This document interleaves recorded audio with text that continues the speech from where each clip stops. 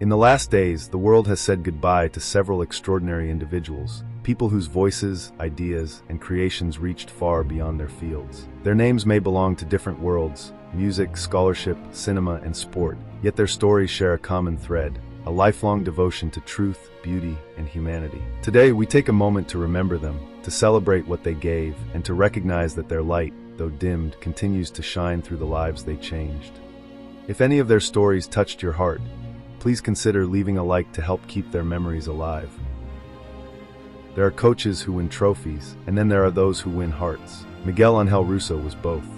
Born on April 9, 1956, in Lanús, Argentina, Miguel Ángel Russo grew up surrounded by the rhythm of football, a heartbeat that echoed through every street and park of Buenos Aires. From childhood, the ball seemed to belong to him as naturally as his own shadow. He joined Estudiantes de La Plata as a teenager, and from the very beginning, his intelligence on the pitch set him apart. As a midfielder, Russo wasn't flashy or theatrical. He was a thinker. He read the game like a book few others could interpret, anticipating moves, guiding his teammates, always 2 steps ahead. His years at Estudiantes forged not only his technical ability, but also his deep understanding of teamwork, strategy, and humility. Those traits would later define his managerial career. When injuries ended his playing career earlier than expected, he turned to coaching, not out of ambition, but out of a sense of calling. For Miguel Ángel Russo, football wasn't just competition. It was education, community, and art. His early years as a coach were marked by perseverance. He started small, building his reputation in the Argentine leagues, earning respect for his meticulous preparation and calm demeanor. Players often said that Russo didn't simply give instructions, he gave purpose. He had a gift for finding belief in others, even when they doubted themselves. In the 1990s, Russo's reputation grew beyond Argentina. He managed some of South America's biggest clubs,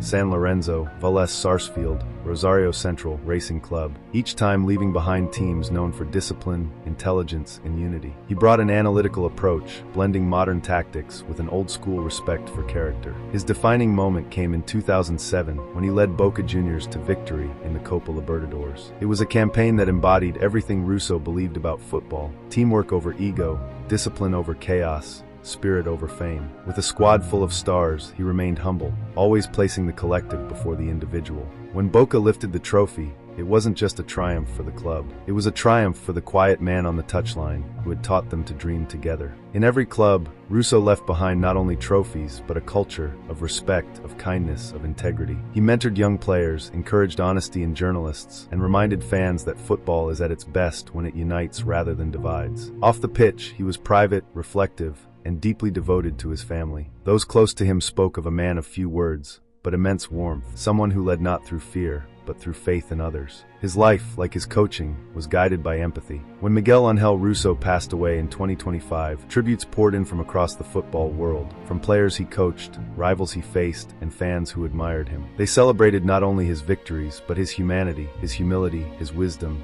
and his unwavering love for the game. Stadiums across Argentina and Colombia held moments of silence. Supporters held banners reading "Gracias, Miguel." In those quiet minutes, you could feel what he had meant to them: a leader, a teacher, a believer. For Argentina, his loss was more than the passing of a coach. It was the farewell of a generation's guiding light, a man who represented the very best of the sport: integrity, patience, and belief. Today, Miguel Ángel Russo's legacy lives on in every player who passes on his lessons, in every team built on trust rather than ego, and in every fan who remembers that football is, above all, about love.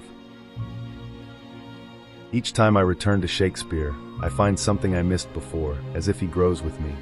Born in 1933 in Moscow, Bartoshevich grew up surrounded by books, theater, and conversation, a world where ideas mattered more than fame. His parents encouraged curiosity, and from a young age, Aleksey was drawn to language, to the music of words, to the emotion hidden inside literature. As a young man, he found his lifelong passion, the works of William Shakespeare. In the Soviet Union, Shakespeare was more than a playwright. He was a window into universal human truths, beyond politics or borders. Bartoshevich devoted his life to that window, spending decades studying, translating, and interpreting the Bard for Russian readers and audiences. Over time, his name became synonymous with Shakespearean scholarship in Russia. As a philologist, critic, and theater historian, Bartoshevich didn't just analyze texts, he breathed life into them. He believed that Shakespeare's words were alive, meant not only to be read, but felt. His lectures were legendary. Students at the Russian Academy of Theater Arts remember him standing at the front of the classroom, his voice rich and patient, his eyes shining with passion. He could quote entire passages by heart, shifting effortlessly from English to Russian, explaining not just what Shakespeare wrote, but why he wrote it. That philosophy defined his work. For Bartoshevich, Shakespeare wasn't a monument to be worshipped. He was a living, breathing companion to human experience. He wrote not for kings and scholars, but for everyone, for the lovers, the dreamers, the broken-hearted. Beyond the classroom, Aleksey Bartoshevich became one of Russia's most respected literary critics. His essays and books on theater theory shaped generations of actors, directors, and translators. He served as a leading member of the Shakespeare Committee of the Russian Academy of Sciences and edited numerous annotated editions of plays. His insights reached beyond academia, influencing how Shakespeare was staged and understood in post-Soviet Russia. His writings had a rare balance, intellectual depth, but also warmth. He never wrote to impress, he wrote to connect. His prose was clear, his arguments thoughtful, his tone compassionate. Despite his vast knowledge, he carried himself with humility. Those who knew him describe him as gentle,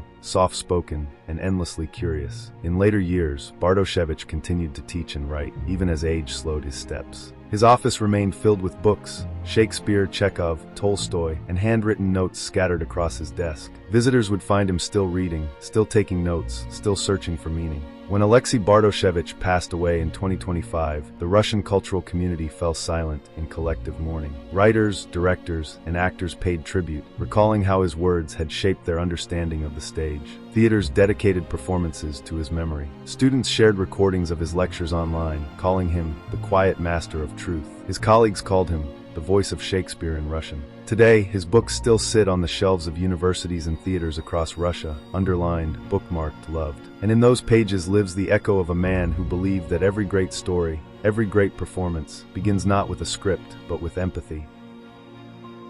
An actor must always search for the human heartbeat, even in darkness.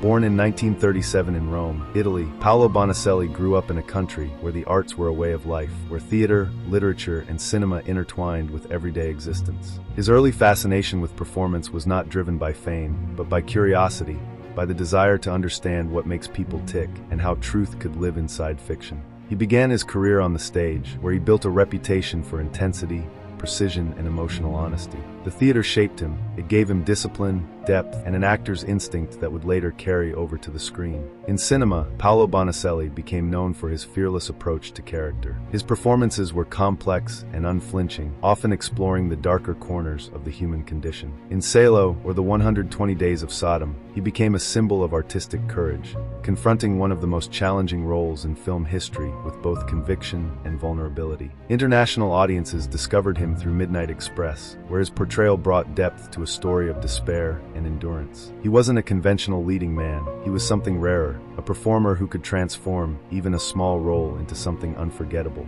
Throughout his career, Bonacelli worked with some of the greatest directors of Italian and European cinema: Pier Paolo Pasolini, Tinto Brass, Roberto Rossellini, each collaboration deepening his artistic voice. He moved effortlessly between stage and screen, drama and satire, embodying an actor's purest purpose, to reveal humanity in all its beauty and contradiction. Off-screen, he was known for his wit, intellect, and quiet dedication to the craft. He taught younger actors, mentored performers, and spoke passionately about the moral power of storytelling. He believed that cinema was not only entertainment, it was a mirror reflecting what we fear, desire, and dream. As the years passed, Paolo Bonacelli became a familiar face, one that carried both authority and empathy, the wisdom of experience and the spark of curiosity. Even in his later roles, he brought the same truthfulness that marked his early career. His work continues to inspire generations of filmmakers, reminding us that art's true power lies not in perfection, but in honesty. When Bonacelli passed away in 2025, tributes poured in from filmmakers, actors, and fans around the world. They celebrated not only his unforgettable performances, but the quiet integrity and courage with which he lived his craft.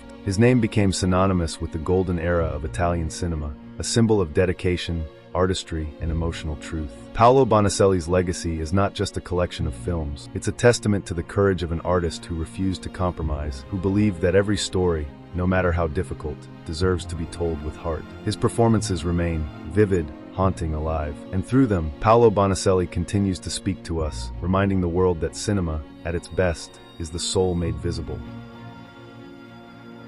I never tried to be someone else, I just wanted to sing the truth as I saw it. Born on February 18, 1955, in Sochi, Efrem grew up in a place where the rhythm of life was music itself. The sound of the sea, the laughter of markets, the quiet conversations on balconies at dusk. From his earliest days, he was surrounded by the melodies of the Caucasus, folk songs, romances, and old guitar tunes that told stories about love and loyalty, joy and pain. It was in those stories that Efrem found his calling. He wasn't trained in elite conservatories. His education was life itself, the faces of people he met, the struggles he witnessed, the simple truths he carried in his heart. His earliest performances were not in grand halls, but in cafes and small gatherings, where people listened closely because every word mattered. In the 1980s, as the Soviet Union was changing, so too was its music scene. Amid the noise of pop and emerging rock, there was another current, one quieter but deeper: the Russian chanson. It wasn't about glamour or fame, it was about honesty. It spoke to ordinary people, drivers, workers, soldiers, dreamers. Efrem Amiramov became one of the defining voices of that movement. His songs captured the pulse of a generation living through uncertainty. His deep,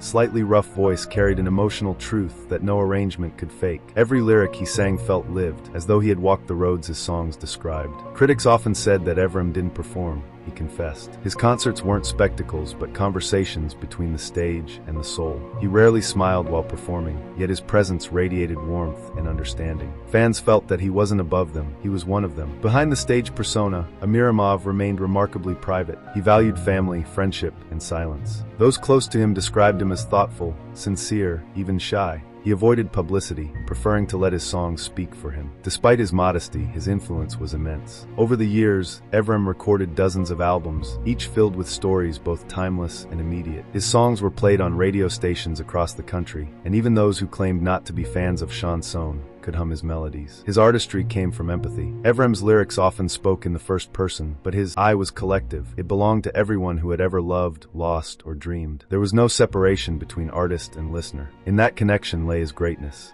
In the final years of his life, though health challenges slowed his public appearances, Amiramov continued writing and recording. His voice grew softer, more introspective, but never lost its sincerity. He began to speak more openly about gratitude, for music, for life, for the people who still cared. When Efrem Amiramov passed away in 2025, the reaction was immediate and heartfelt. Tributes poured in from across Russia and the wider post-Soviet world. Fellow musicians called him the conscience of chanson. Fans shared recordings of old concerts, filled with their own memories. The first time they heard his voice on the radio, the song that helped them through a difficult night. Memorial concerts were held in Sochi, Moscow, and St. Petersburg. People brought flowers, candles, and handwritten notes. On the shores of the Black Sea, where his journey began, a small crowd gathered to sing White Swan on the Pond together, not as a performance, but as a farewell. Efrem Amiramov's legacy continues wherever his songs are played. His voice, warm, steady, filled with empathy, remains a reminder that even in a noisy world, honesty still finds a way to be heard.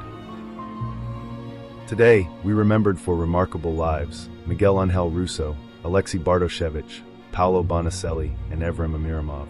Each of them left behind more than a legacy. They left a reflection of what it means to live with purpose. We honor them not only for what they achieved, but for what they stood for: honesty, creativity, and the belief that one person's passion can touch countless hearts. Though they have left this world, their voices, their ideas, and their spirit remain, quiet reminders that even in loss, beauty endures, and that memory, like art itself, never truly fades.